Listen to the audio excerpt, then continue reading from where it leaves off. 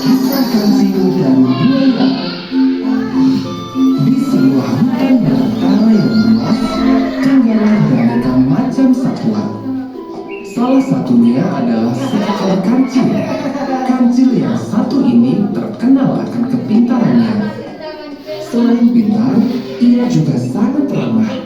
Hai bebek, asik sekali kamu berenang. Iya kancil, air di sini sangat segar. Semua hewan di hutan itu merasa senang dengan kancil. Selamat pagi kancil. Selamat pagi berang-berang. Yang jalan-jalan kancil. Iya Kura, hari ini udara segar. Sayang kalau dilewatkan.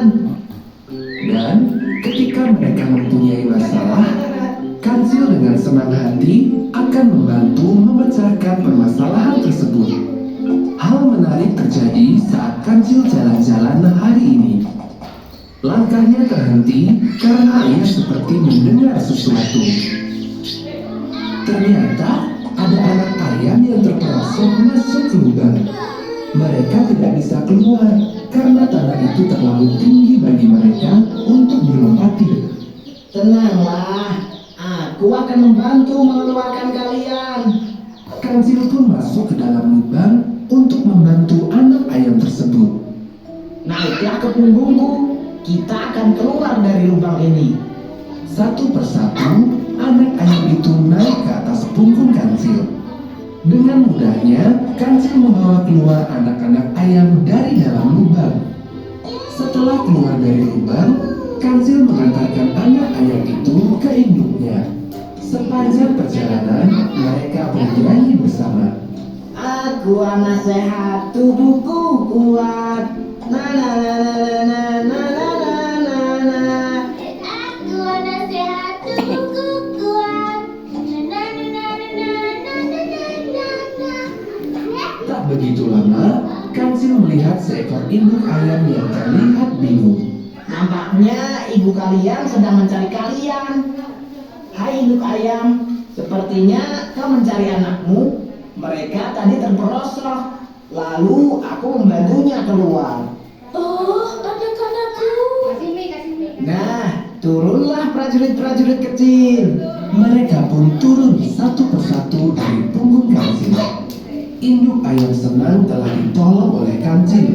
Terima kasih, Kancil. Makasih, Tuan Kancil. Sama-sama, jaga mereka baik-baik. Sampai jumpa. Dadah. Hati-hati, Tuan Kancil. Kancil pun melanjutkan perjalanannya. Di tengah perjalanan, ia merasa lapar dan mulai memakan dedaunan yang segar. Hah, dedaunan ini belum cukup membuatku kenyang. Kancil kemudian melanjutkan perjalanan untuk mencari makanan lain yang lebih segar. Semakin siang, cuaca terasa semakin panas. Sinar matahari hari ini sungguh terik. Aku jadi haus. Kancil pun berhenti di tepi sungai untuk melepas dahaga. Segarnya air sungai ini. Aku sudah tidak haus lagi.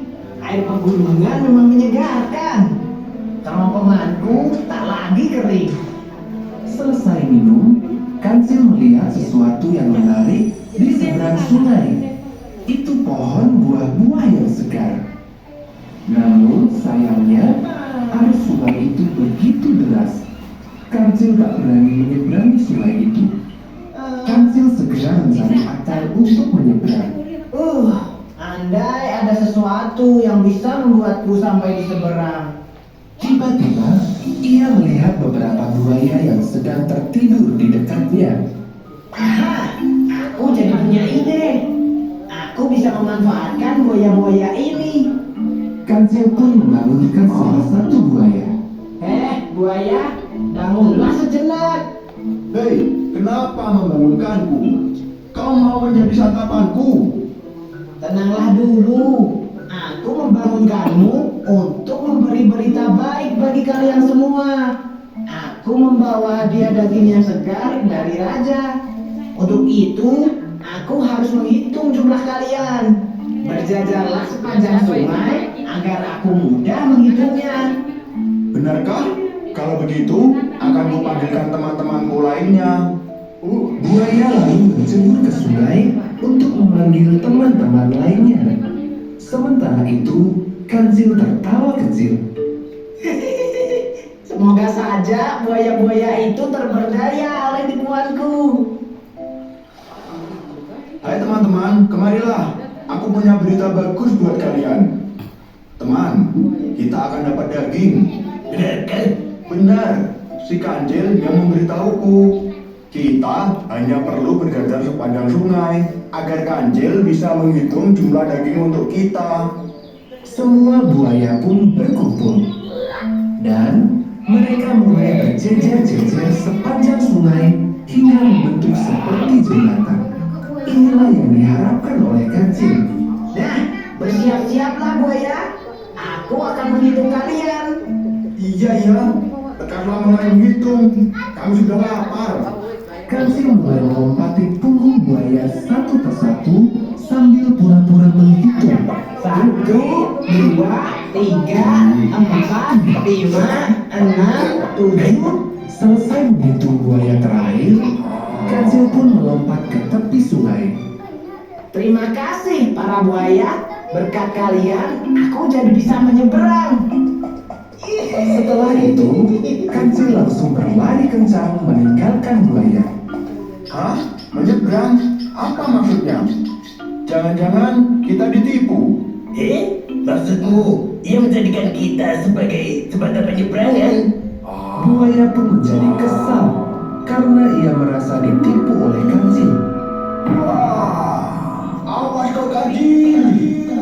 Sementara itu, Kancil berhasil menjauh dari para buaya. Dan kini ia sedang menikmati buah-buahan yang segar.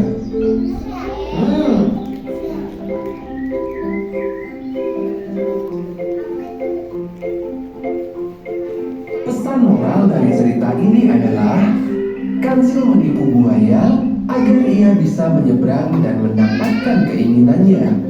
Dan buaya pun menjadi marah. Ingat ya, semua perbuatan jelek hanya akan menambah musuh. Gunakan kecerdasanmu hanya untuk hal-hal baik saja.